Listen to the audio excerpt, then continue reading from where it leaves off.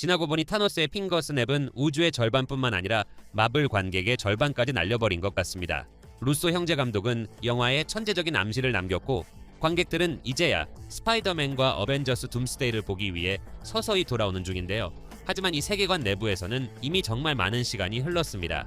구체적으로 말하자면 현재 그곳은 2028년이고 토니 스타크가 다시 한번 핑거 스냅을 한 순간부터 벌써 5년이라는 세월이 흘렀거든요. 미스 마블을 비롯한 멀티버스 사가의 다른 멋진 작품들을 아직 안 보셨나요? 걱정 마세요. 저희가 대신 다 봤으니까요. 앞으로 20분 동안 이 세계관 안에서 그동안 무슨 일이 있었는지 시간 순서대로 자세히 소개해드릴게요. 이 영상 하나만 보면 고통스럽게 변호사 쉬헐크를 정주행하지 않고도 스파이더맨과 어벤져스를 감상할 준비를 끝내실 수 있습니다. 다른 영화와 드라마의 사건들도 시간 순서에 맞춰 기억을 되살려 드릴 텐데 가장 중요한 건 이 사건들이 세계관 속에서 서로 어떻게 꼬리를 물고 영향을 주고받았는지 그 흐름을 짚어보는 겁니다. 앞으로 나올 영화들을 이해하는데 정말 중요한 내용이니 이번 영상에 좋아요와 함께 멀티버스 사가 중 어떤 작품을 가장 최고로 꼽으시는지 댓글도 남겨주시면 감사하겠습니다. 멀티버스 사가는 어벤져스 엔드게임의 결말이자 토니 스타크의 핑거 스냅 이후인 2023년 가을부터 시작됩니다. 시간상으로 가장 먼저 짚고 넘어가야 할 중요한 순간은 사실 아예 다른 세계관의 이야기인데요. 바로 2023년 말에 펼쳐진 영화 엑스맨 데이즈 오브 퓨처 패스트의 사건들입니다. 원래의 시간선대로라면 2023년에 센티널 로봇들이 모든 뮤턴트를 전멸시켰을 겁니다. 살아남은 이들이 과거를 바꾸기 위해 울버린을 보냈고 울버린은 임무를 완수해 새로운 시간선을 만들어냈죠. 그 덕분에 2023년에 깨어난 그는 사이클롭스, 진 그레이, 스톰을 비롯해 우리가 알던 옛 멤버들이 모두 무사히 살아있는 모습을 보게 됩니다. 아마 어벤져스 둠스데이에서 다뤄질 세계가 바로 이 우주일 가능성이 높은데요. 어벤져스의 사건들이 2028년에 벌어진다는 점을 고려하면 뮤턴트들이 해피엔딩을 맞이한 후 그들의 세계에서 5년이라는 시간이 흐른 셈이 됩니다. 그 5년 동안 무슨 일이 벌어졌는지는 어벤져스 둠스데이에서 밝혀질 예정입니다. 한편 메인 마블 세계관에서는 2023년 말에 완다비전의 사건들이 펼쳐졌죠. 비전의 죽음으로 엄청난 충격을 받은 스칼렛 위치는 웨스트뷰라는 마을을 장악하고 자신도 모르게 그곳을 비전이 살아 숨쉬는 시트콤 세상으로 만들어버립니다. 마을 주민들은 억지로 배역을 맡아 연기하게 되죠. 완다와 비전 사이에는 아이들까지 태어나고 정부는 장벽 밖에서 이 상황을 지켜보는 한편 진짜 비전의 잔해를 회수해 새로운 안드로이드 버전을 조립하기 시작합니다. 물론 이 새로운 비전은 오직 프로그래밍 된 대로만 작동하며 안전상의 이유로 감정 접근은 제한되어 있었습니다. 하지만 마을 안에서는 이 모든 일의 배후에 또 다른 마녀인 아가사가 있었다는 사실이 밝혀집니다. 아가사는 신나는 노래와 함께 자신의 음모를 드러내지만 컴퓨터 그래픽 퀄리티가 너무 떨어져서 엄청난 혹평을 받은 촌스러운 결말부에서 결국 완다에게 패하고 맙니다. 두 명의 비전 역시 어색한 특수 효과 속에서 대치하다가 진짜 비전이 비접촉 방식으로 제한판 비전에게 자신의 기억을 전송해줍니다. 기억을 되찾은 비전은 어디론가 날아가 버리고 올해 10월에 방영될 단독 드라마로 복귀할 예정입니다. 한편 완다는 자신이 사람들에게 안겨준 고통의 크기를 깨닫고 가상의 비전과 아이들을 희생하며 사람들을 풀어줍니다. 원래 속은 착한 캐릭터니까요. 하지만 잠깐만요. 아주 착한 건 아니었나 봅니다. 쿠키 영상에서 스칼렛 위치가 어둠의 책 다크홀드를 읽으며 아이들의 목소리를 듣는 장면이 나오는데 아이들이 실제로 살아있을지도 모른다고 의심하며 다시 한번 흑화할 것임을 암시하죠. 이 일 때문인지 배우 엘리자베스 올슨은 참다 못해 마블을 공개적으로 비판했고 결국 블랙리스트에 올라 닥터 스트레인지 대혼돈의 멀티버스 이후 스튜디오의 모든 프로젝트에서 자취를 감추게 됩니다. 하지만 시간상으로 그 전에 이 세계관에는 또 다른 충격적인 사건이 일어납니다. 우스꽝스러운 하얀 슈트를 입고 새로운 캡틴 아메리카로 나타난 샘 윌슨의 모습에 전 세계 사람들이 할 말을 잃은 것인데요. 드라마 팔콘과 윈터 솔저의 이야기는 토니 스타크의 스냅 이후 반년이 지난 2024년 초를 배경으로 합니다. 여기서 토니의 스냅이 완전히 행복한 결말만은 아니었다는 사실이 드러납니다. 죽은 줄 알았다가 돌아온 인구의 절반은 당장 먹고 살 터전이 필요하지만 타노스의 스냅에서 살아남았던 나머지 절반에게는 이들을 수용할 자원도 공간도 전혀 없었죠. 스냅으로 사라졌던 사람의 집을 이미 다른 누군가가 차지하고 있는 상황이 벌어지고 이를 어떻게 해결해야 할지 난감해집니다. 이 문제를 해결하려는 단체가 바로 국제연합과 유사한 세계송환위원회인데 이들의 핵심 아이디어는 그냥 모든 사람을 타노스의 스냅 이전에 원래 살던 곳으로 강제 송환하는 것이었습니다. 게다가 편의를 위해 스냅 이후 돌아온 사람들의 집이 정리될 때까지 무장 경비가 서는 수용소를 지으려 하죠. 이에 강력히 반대하고 나선 단체가 바로 플래그 스매셔인데, 이들은 이런 정책이 불공평하다고 주장하며 테러를 저지를 권리만큼은 그 누구도 빼앗을 수 없다고 믿습니다. 실제로 이 급진주의자들은 폭탄 테러, 살인, 납치를 일삼는데 황당하게도 샘 윌슨은 이들을 옹호하려고 했습니다. 마블이 입체적인 도덕성을 다룬 드라마를 만들려다가 완전히 억지스러운 전개로 흘러간 것이죠. 결과적으로 작중 인물들이 전부 상식 밖의 인물처럼 묘사되고 말았습니다. 한쪽은 사람들의 보금자리를 강제로 뺏으려 하고, 다른 한쪽은 이에 항의한답시고 테러를 저지르니까요. 게다가 샘 윌슨 본인은 대량 학살자를 영웅처럼 대우하며 마치 인공지능이 대충 작성해준 듯한 아무 말 대잔치 연설을 늘어놓습니다. 결국 세계송환위원회는 방송에서 보여주지 않은 양보를 제안했고, 급진주의자들도 역시 보여주지 않은 타협안에 합의하며 싱겁게 끝납니다. 그리고 마블은 다시는 이 주제를 다루지 않았죠. 아 맞다, 모범 경찰관 같은 태도를 보이던 존 워커에게 몇 화 동안 캡틴 아메리카의 방패가 주어졌었는데요. 그는 충동적으로 카메라 앞에서 적을 방패로 무참히 때려 눕혀 죽인 뒤 결국 샘 윌슨에게 방패를 넘겨줍니다. 한편 버키는 이 드라마에서 어색한 농담이나 건네고 과거 미국 정부가 만들어냈지만 스티브 로저스에게만 모든 영광을 돌린 채 외면당했던 또 다른 흑인 캡틴 아메리카에게 참회하는 역할로 소모될 뿐이었습니다. 그 와중에 애니메이션 왓 이프도 방영되었는데 거의 두 에피소드 중 하나꼴로 토니 스타크를 악당처럼 묘사하더군요. 크리스토퍼 놀란 감독을 흉내 내려는 듯 토니와 스티브 역시 도덕적인 실수를 저질렀으며 지금 세대의 캐릭터들이야말로 올바르고 현대적인 버전이라는 인식을 팬들에게 주입하려 한 것입니다. 결과는 흥행참패였고 결국 어벤져스 둠스데이에서 두 베테랑 배우를 복귀시키는 결말을 맞이했죠. 시간 순서상 다음 작품은 영화 샹치와 텐 링즈의 전설로, 이 역시 토니의 스냅 이후 약 반년 뒤이자 팔콘과 윈터 솔저의 사건 직후를 다룹니다. 여기서는 아무도 세계송환위원회를 언급하지 않으며 일상은 평화롭게 흘러갑니다. 일주일 전까지만 해도 전 세계에서 폭탄 테러가 일어났다는 사실 따위는 평범한 발레 파킹 직원인 숀에게 아무래도 좋은 일이었죠. 사실 그의 진짜 정체는 독재적인 아시아계 백만장자 아버지로부터 도망친 샹치였습니다. 그의 아버지는 아이언맨 시리즈에 나왔던 텐 링즈의 소유자이자 진짜 만다린이었죠. 영화 내내 샹치는 아버지를 죽이지 않으면서 자신도 살아남기 위해 고군분투하는 동시에 친구인 케이티에게 왜 중국인 슈퍼히어로 영화가 정작 중국에서는 상영 금지 처분을 당했는지 설명해야만 하는 상황에 놓입니다. 그 원인은 주연 배우 시무 리우의 옛 인터뷰에 있었는데요. 그는 중국에서의 삶이 가난했으며 캐나다가 더 나은 삶을 주었다고 말해 중국 관객들의 눈밖에 나고 말았습니다.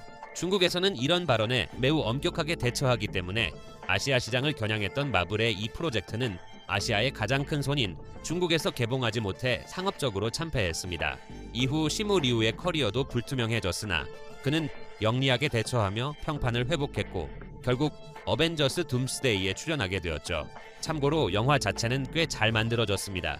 이 영화는 2024년 여름 즈음에 끝나고 곧바로 두 편의 스파이더맨 영화로 연결됩니다. 여러분도 아주 잘 기억하고 계실 텐데요. 먼저 토니의 죽음 이후 피터 파커는 반 친구에게 고백하기 위해 유럽으로 떠났지만 미스테리오에게 속아 넘어가 정체까지 폭로당하게 됩니다. 그 후 피터는 닥터 스트레인지를 설득해 도움을 청했고 결국 주변의 모든 사람에게서 자신에 대한 기억을 지워버리는 결말을 맞이하죠. 또한 마블은 영화 내내 캡틴 아메리카의 방패색으로 도색된 자유의 여신상을 비추며 미래에 있을 중대한 무언가를 암시했는데요. 그게 대체 무엇을 위함이었는지는 오늘날까지도 수수께끼로 남아있습니다. 그 직후인 2024년 가을과 겨울은 마블에게 매우 뜨거운 시기였습니다. 무려 3개의 작품이 연달아 개봉했는데 그 첫 번째가 바로 이터널스였습니다. 지구에서 7,000년 동안 아무것도 하지 않고 방관만 하던 불사신이자 전지전능한 전설적 존재들에 대한 이야기였죠. 히틀러가 난리를 쳐도 내일 다시 오라 하고 치타우리 침공이 일어나도 알아서 하라며 방관했습니다. 심지어 타노스가 우주 절반의 인구를 쓸어버릴 때도 오늘은 쉬는 날이라며 전혀 움직이지 않았죠. 이 영웅들이 모이는 자리는 오직 가족 저녁 식사뿐이었는데 이들에게는 가족사가 그 어떤 우주적 재앙보다 중요했기 때문입니다. 그러다 어느 날 저녁 식사 중에 지구는 사실 티아무트라는 거대한 우주적 존재를 키우는 인큐베이터에 불과하며 그가 깨어나는 순간 지구는 멸망하게 된다는 사실을 알게 되죠. 이어서 우울증에 걸린 불사신들의 지루한 드라마가 시작됩니다.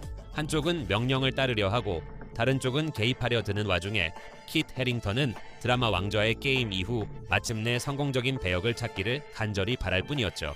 결국 이카리스는 이 이상한 각본을 견디지 못한 듯 태양을 향해 날아가 자살해버리고 지구는 극적으로 구출됩니다. 하지만 이상하게도 지구인들은 인도양 한가운데에 대륙만한 크기의 거대한 돌신이 솟아올라 있음에도 수년 동안 전혀 신경 쓰지 않게 되죠. 당장 2025년 새해를 코앞에 두고 있었기에 그 누구도 이 존재를 입에 올리지 않습니다. 이 시기를 배경으로 한 작품이 바로 드라마 호크아이인데요. 클린트 바트는 타노스의 스냅 이후 5년 동안 지친 배트맨처럼 활동하며 범죄 조직들을 공포에 떨게 만들었습니다. 하지만 그의 어두운 과거는 자신을 따라하는 케이트 비숍과 속아서 클린트를 죽이러 온 새로운 블랙 위도우 옐레나 벨로바의 모습으로 그의 발목을 잡습니다. 알고 보니 중앙정보국의 수상한 고위 관료인 발렌티나 알레그라가 윌슨 피스크와 한파해였고 옐레나에게 클린트가 나타샤를 죽였다고 거짓말을 해 이 눈엣가시 같은 어벤져스 멤버를 제거하려 했던 것이었죠. 결국 계획은 수포로 돌아갔고 결말부에서는 아무런 초능력도 없는 30kg 정도의 케이트 비숍이 300kg의 거구인 킹핀을 쓰러뜨리는 황당한 장면이 연출됩니다. 클린트 바트는 시즌2 출연료 협상에 실패해 은퇴하는 듯 했으나 최근 인터뷰에서는 합의가 잘 되어 다음 시즌이 제작될 가능성이 있다고 언급하고 있죠. 이와 동시에 시간상 2024년 말에는 영화 닥터 스트레인지 대혼돈의 멀티버스의 사건들이 벌어지는데 여기서 마블은 자기들이 지금 멀티버스 사가를 진행 중이라는 사실을 문득 깨닫고 어떻게든 멀티버스 요소를 끼워 넣으려 애씁니다. 터미네이터처럼 폭주하는 스칼렛 위치가 일루미나티 멤버들을 순식간에 처단하는 장면은 꽤 인상적이었습니다. 그 외에도 이 영화는 다른 차원의 세계들이 알 수 없는 법칙에 의해 충돌하며 서로를 파괴하는 잉커전 현상이라는 설정을 관객들에게 소개했습니다. 결국 스칼렛 위치는 거대한 잔해에 깔려 숨진 것처럼 보였지만 이후 마블 코믹스를 통해 완다가 생존했으며 과거 캡틴 아메리카처럼 복귀 타이밍을 기다리고 있다는 사실이 밝혀집니다. 한편 닥터 스트레인지는 샤를리즈 테론이 연기하는 클레아를 만나게 되는데 이 배우는 인터뷰에서 자신이 맡은 캐릭터가 대체 어떤 인물이고 왜 마블에 필요한지 전혀 모른다고 쿨하게 밝히기도 했죠. 이때부터 케빈 파이기는 진지하게 세계관을 재정비해야겠다고 고민하기 시작했습니다. 롤모델로 삼은 것은 마블의 드문 성공작 중 하나인 드라마 로키였습니다. 이 작품은 평론가와 대중의 극찬을 동시에 받으며 엄청난 조회수를 기록했으니까요. 시간상으로 두 시즌 모두 시간이 존재하지 않는 공간에서 진행되지만 실제로는 대략 2024년 즈음에 해당하는 이야기입니다. 로키와 실비가 캉을 찾기 위해 여정을 시작하는 시점이 토니의 스냅 직후이기 때문입니다. 그리고 로키가 이야기의 신으로 거듭나며 여정이 끝나는 시점은 정확히 닥터 스트레인지 두 번째 편의 사건이 일어나기 직전입니다. 왜냐하면 로키의 변화와 함께 차원 간 충돌인 잉커전 현상들이 본격적으로 머리를 들기 시작하거든요. 그 과정에서 로키는 우주급 관료제 집단과 마주하고 갑작스러운 배신으로 희생당하는 전지전능한 존재인 캉을 보게 됩니다. 결국 로키는 평생의 염원이었던 왕좌에 오르게 되지만 그 대가로 영원한 고독 속에서 살아가야 한다는 씁쓸한 조건을 안게 되죠.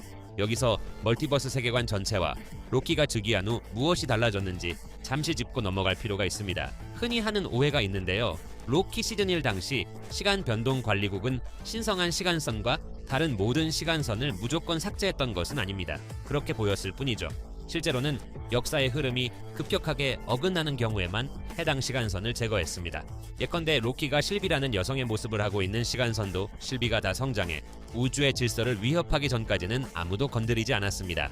만약 실비가 남성 버전 로키와 똑같이 조용히 살았더라면 그 시간선은 무사히 살아남았을 겁니다. 즉 미세한 차이를 가진 멀티버스는 애초에 계속해서 존재하고 있었던 것이죠. 관리국의 가장 큰 목표는 정복자 캉이 빅터 타임이라는 인물로 태어나게 하여 과거의 기술적 한계에 갇힌 채 멀티버스 전쟁을 일으키지 못하도록 차단하는 것이었습니다. 하지만 왕좌에 오른 로키가 규칙을 바꾸어 멀티버스에 더 많은 자유를 부여했고 이로 인해 수많은 캉의 변종들이 태어나며 영화 앤트맨과 와스프, 퀀텀매니아의 쿠키 영상으로 이어지게 됩니다.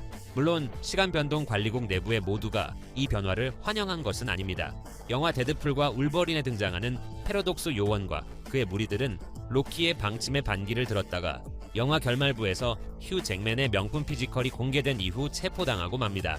또한 데드풀 세 번째 편에서는 로키가 선사한 자유로운 규칙 덕분에 20세기 폭스사 세계관이 구출되고 휴 잭맨이 그 세계의 메인 울버린으로 자리 잡게 됩니다. 이 세계가 정말 엑스맨 데이즈 오브 퓨처 패스트나 어벤져스 둠스데이에 나올 그 우주와 같은 곳인지는 조금 더 두고 봐야겠죠. 이렇게 마블의 2024년이 가고 폭풍 같았던 2025년이 밝았습니다. 2025년의 첫 주자는 드라마 문나이트였는데 마블은 전형적인 히어로물 대신 심각한 정신적 불안을 겪는 인물의 심리 스릴러를 선보였습니다. 주인공의 캐릭터성을 묘사하는 데 있어서는 훌륭한 명작이었죠. 하지만 전체 세계관의 관점에서는 아주 엉망진창이었습니다. 지구의 이터널스뿐만 아니라 타노스와 치타우리 침공 따위는 안중에도 없던 이집트 신들까지 공존하고 있었다는 사실이 드러났으니까요. 이들은 닥터 스트레인지조차 알아채지 못하게 시간을 수천 년 전으로 되돌릴 수도 있는 전지전능한 존재들이었습니다. 그리고 당연하게도 지구의 거대한 돌신이 우뚝 솟아났음에도 여전히 아무도 관심이 없습니다. 바로 이어서 2025년을 배경으로 펼쳐지는 블랙팬서 두 번째 편에서야 이 사건을 겨우 언급하려 시도하죠. 물론 가벼운 지진이나 진동 정도로 짚고 넘어가는 수준에 그쳤지만요. 게다가 이 영화에서는 마블 세계관의 치타우리와 타노스의 스냅 따위는 신경 쓰지도 않던 해저 문명 탈록한 사람들까지 살고 있었다는 사실이 밝혀집니다. 와칸다는 그들이 지상의 다른 국가들과 전쟁을 벌이는 것을 막기 위해 탈록한인들과 맞서 싸우게 됩니다. 큰 시련을 겪은 슈리는 마침내 블랙팬서의 칭호를 계승하고 대규모 전투가 끝난 뒤 을에 그렇듯 평화연설을 늘어놓으며 네이머를 용서합니다. 어쨌든 비브라늄은 끝까지 국제연합에 넘겨주지 않지만요. 이후의 흐름은 수많은 드라마가 쏟아져 나오면서 세계관이 과포화되는 단계에 접어듭니다. 드라마 에코를 통해서는 길거리 범죄가 여전히 존재한다는 사실을 상기시키며 킹핀을 다시 등장시킵니다. 변호사 시헤이헐크에서는 여성들이 세상에서 겪는 고충이 헐크가 겪는 것보다 훨씬 크다는 점을 강조하려 했습니다. 미스 마블에서는 디즈니가 7년 전에 폭스사를 인수했으니 이제 이 세계에 뮤턴트가 존재한다는 사실을 대놓고 일깨워주죠. 그리고 아이언 하트에서는 토니 스타크가 그저 운이 좋은 발명가였을 뿐이며 그의 업적은 아프리카계 미국인 소녀라면 누구나 따라 할 수 있는 일인 것처럼 묘사합니다. 전반적으로 변호사 쉬헐크를 제외한 리스트의 작품들은 그럭저럭 볼만합니다. 작품 자체의 완성도보다는 전체 세계관 속에서 이들의 위치를 잡는 방식이 문제였을 뿐이죠. 이 리스트에서 가장 논란이 된 것은 단연 시크릿 인베이전입니다. 마블은 인기 원작의 타이틀을 내걸고 무려 2억 5천만 달러를 들여 대작 코믹스를 실사화했는데요. 현상 유지를 깨뜨리는 것을 너무나 두려워한 나머지 어두운 방에서 피곤한 표정으로 서로를 감시하는 첩보극으로 전락하고 말았습니다. 그 사이에 빌런은 어벤져스의 혈액 샘플을 무슨 희귀 피규어 수집하듯 모으고 있었죠. 결국 결말부에서 에밀리아 클라크가 연기한 캐릭터는 모든 어벤져스의 힘을 단숨에 얻어 마블 세계관에서 가장 강력한 존재가 되고 세상에는 외계인의 존재가 공식적으로 선포됩니다. 하지만 바닷속에 잠든 거대한 돌신 때처럼 아무 일도 일어나지 않습니다. 사람들은 그냥 신경도 쓰지 않고 조용히 묻어버리죠. 2025년 후반을 배경으로 한 토르 네 번째 편은 주연 배우인 크리스 햄스워스조차 잊고 싶어 하는 작품입니다. 토르 라그나로크의 유머러스함으로 극찬을 받았던 타이카 와이티티 감독은 이번에는 선을 넘어 저급하고 어설픈 개그로 가득 찬 난잡한 코미디 영화를 만들어내고 말았습니다. 빽빽 울어대는 염소들, 시도 때도 없이 가벼운 그리스 신들, 그리고 우리가 알던 늠름한 모습을 잃고 완전히 바보가 된 토르가 등장하는 코미디 영화가 되었죠. 스토리 결말부에서 제인 포스터는 바랄라로 떠나고 크리스찬 베일이 연기한 고르는 자신의 캐릭터가 이처럼 허망하게 퇴장하는 것을 견디지 못한 듯 죽음을 맞이합니다. 그리고 토르는 고르의 딸을 입양해 헌신적인 아버지가 되죠. 하지만 이게 끝이 아닙니다. 이와 동시에 캡틴 마블의 두 번째 영화인 더 마블스의 사건들이 펼쳐지는데 여기서는 캐럴 댄버스가 타노스로부터 우주를 바로 구하지 못하고 다른 행성 간의 갈등을 해결하느라 바빴다는 핑계를 늘어놓습니다. 그리고 그 해결 방식이 어찌나 훌륭했던지 우주 전체에 대재앙이 닥치기 시작하죠. 완다비전에 나왔던 모니카 램보와 미스 마블의 도움을 받아 이 위기를 겨우 막아내기는 합니다. 하지만 이 과정에서 모니카는 엑스맨 우주로 떨어져 비스트와 마주하게 됩니다. 마블 역사상 최악의 한 해를 마감한 것은 다행히도 가디언즈 오브 갤럭시 홀리데이 스페셜이라는 반가운 선물 같은 보너스 작품이었습니다. 가디언즈 멤버들이 크리스마스를 구하는 내용이었죠. 꽤 많은 제작비가 들어간 이 크리스마스 특집편은 웬만한 드라마 절반보다 훨씬 더 유익하고 알찬 내용을 담아냈습니다. 여기선 멘티스가 스타로드의 여동생이라는 사실이 밝혀지고 스타로드가 가모라의 죽음 이후 심한 우울증에 시달리고 있다는 점을 다시 한번 각인시켜줍니다. 그리고 이 시점부터 마블 세계관 내에 2026년이 시작되죠. 시간상 2026년에 첫 포문을 연 영화 가디언즈 오브 갤럭시 세 번째 편은 마블이 갑자기 개그 욕심을 버리고 로켓이 과거 끔찍한 생체 실험의 희생양이었다는 사실을 진중하게 조명한 명작이었습니다. 하이 에볼루셔너리와 맞서 싸우는 과정에서 멤버들은 평행 세계에서 온 새로운 버전의 가모라와 재회하게 되죠. 최고의 양아버지가 되어주고 로켓은 새로운 리더로 우뚝 섭니다. 영화의 마지막에 멤버들은 각자의 길을 가기로 결심하는데요. 로켓과 그루트는 아담 워록을 영입해 새로운 가디언즈를 결성합니다. 스타로드는 지구로 돌아오고 가모라는 자신만의 길을 찾아 떠나게 됩니다. 그리고 배우 조이 살다나의 인터뷰에 따르면 그녀가 연기하는 가모라는 앞으로 더 볼 수 없을 예정입니다. 시간 순서상 다음 주자는 원더맨입니다. 뜻밖에도 활기 넘치고 몰입감 있는 드라마로 제작되었으며 전체 세계관 속에서도 제법 중요한 비중을 차지합니다. 이 드라마는 슈퍼히어로들이 이제 대중에게 일상이 되었고 하나의 행정 시스템처럼 굳어졌다는 사실을 보여줍니다. 이들을 철저히 통제하기 위해 피해 통제국이 운영하는 전용 감옥까지 존재하죠. 또한 가짜 만다린 트레버 슬래터리의 서사도 깔끔하게 마무리 지었습니다. 전반적으로 데어데블이나 퍼니셔, 하물며 앤트맨과 와스프 퀀텀 매니아보다 훨씬 훌륭한 퀄리티로 스파이더맨 네 번째 편의 빌드업을 성공적으로 해냈습니다. 놀랍게도 2023년에 개봉했던 앤트맨 세 번째 편의 사건들은 시간상 2026년 중반에 일어난 일입니다. 스콧 랭은 인플루언서 같은 삶을 누리다가 시각효과 아티스트들의 파업으로 인해 미완성 그래픽처럼 보이는 양자 영역에 실수로 빠져들게 됩니다. 그곳에서 최강의 존재라는 캉의 변종과 마주치지만 어처구니 없게도 이 최강의 빌런은 앤트맨 가족의 협공에 허무하게 패배하고 말죠. 이 황당한 결과를 보며 대체 케빈 파이기가 어떻게 이 캐릭터를 어벤져스급 최종 빌런으로 내세우려 했는지 깊은 회의감이 들 수밖에 없습니다. 수천 명의 캉이 우글거리는 쿠키 영상마저도 이 실망감을 지우기에는 역부족이었죠. 겨우 앤트맨 선에서 정리되는 최강의 존재라면 저 수많은 무리는 토르가 한 손으로도 쓸어버릴 수 있지 않을까요? 결국 마블은 캉의 빌드업을 포기하고 로버트 다우니 주니어와 크리스 에반스에게 머리를 숙이며 복귀를 간청하기에 이릅니다. 게다가 배우 조나단 메이저스가 여자친구와의 폭행 시비로 불명예스러운 스캔들에 휘말린 것은 케빈 파이기 감독에게 어쩌면 교묘한 돌파구가 되었을지도 모릅니다. 이 실패한 스토리를 억지로 수습할 필요가 없어졌으니까요. 같은 해인 2026년에는 드라마 완다비전의 사건들이 아가사의 단독 드라마로 다시 한번 이어집니다. 스칼렛 위치에게 패배해 힘을 잃었던 아가사는 어설픈 마녀들을 모아 팀을 결성하고 자신의 잘못을 되돌리려 합니다. 그 과정에서 완다의 아들 중 한 명인 빌리가 어떻게든 생존해 있었다는 사실이 밝혀지죠. 결과적으로 마블은 대중이 다 잊어버린 마법과 어둠의 책 설정을 5년 만에 다시 메인 스토리로 끌고 들어온 셈입니다. 이로써 비교적 소소했던 2026년이 끝나고 폭풍 같은 2027년이 시작됩니다. 얼굴에 총을 맞고도 살아남은 윌슨 피스크는 뉴욕 시장 자리에 오르죠. 끔찍한 연쇄살인마이자 빌런인 그의 이력을 뉴욕 시민들은 눈꼽만큼도 개의치 않고 아주 기쁜 마음으로 투표해 시장으로 당선시킵니다. 그런데 놀라운 사실은 킹핀이 시장의 권력을 이용해 비리를 저지르기 시작하면서 데어데블이 다시 그를 막기 위해 나서게 된다는 점입니다. 이렇게 둘 사이의 본격적인 전쟁이 예고됩니다. 왜냐하면 드라마 시즌 1과 시즌 2 사이에 무려 2편의 영화가 개봉했기 때문입니다. 그중 첫 번째인 캡틴 아메리카 네 번째 편에서는 샘 윌슨과 미국 정부가 기소된 전과자인 범죄 조직 보스가 뉴욕을 지배하고 있다는 사실을 완전히 남의 일 보듯 방관합니다. 다들 슈퍼히어로들을 국가의 통제 아래 두는 자원으로 환원시키는 데에만 눈이 멀어 있었거든요. 해리슨 포드가 연기하는 대통령은 샘 윌슨을 포섭하려 애쓰고 이 와중에 마침내 3년 만에 사람들이 바다 한가운데에 꽂혀있는 거대한 신의 사체에 관심을 갖기 시작합니다.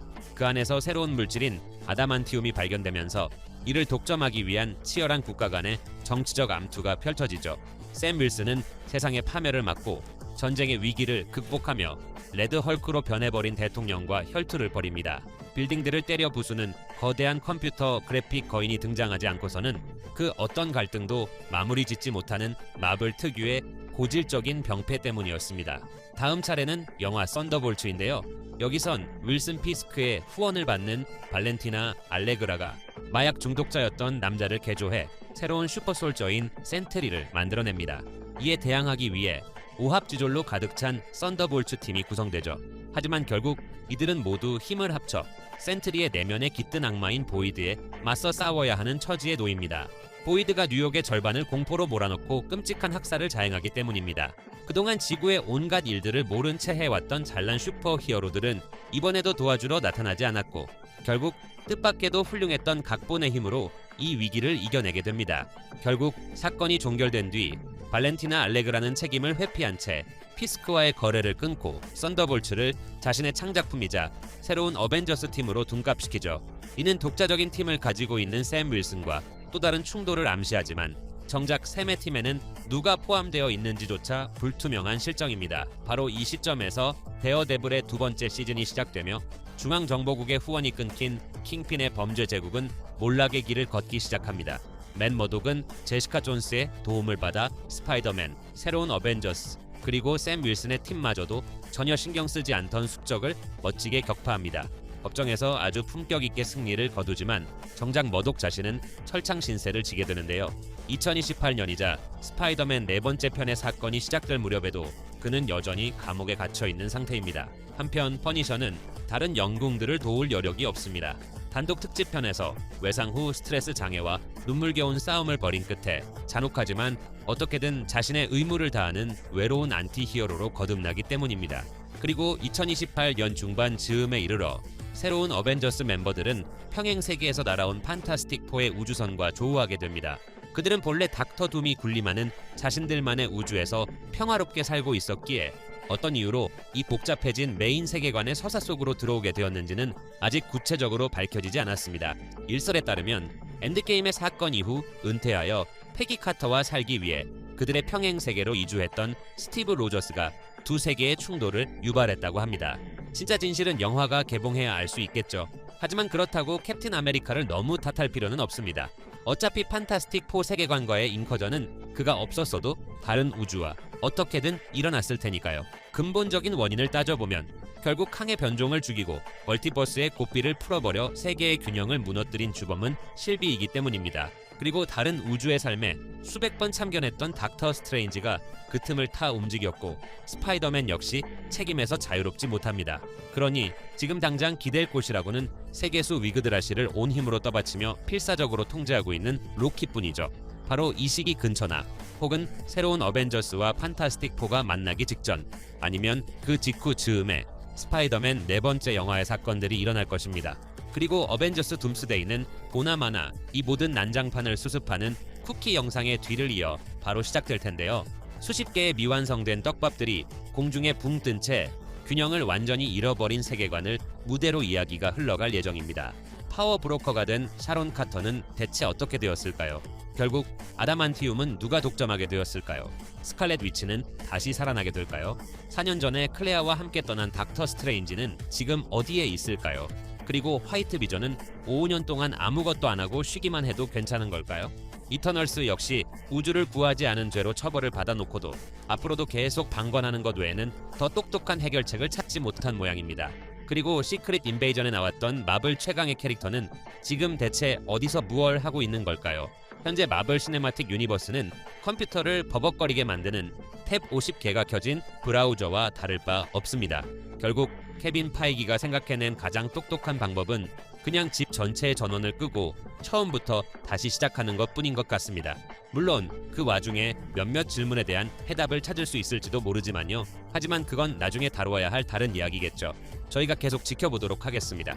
이번 영상이 유익하셨다면 좋아요와 응원의 댓글 꼭 부탁드리며 다음 영상에서 다시 만나요 친구들.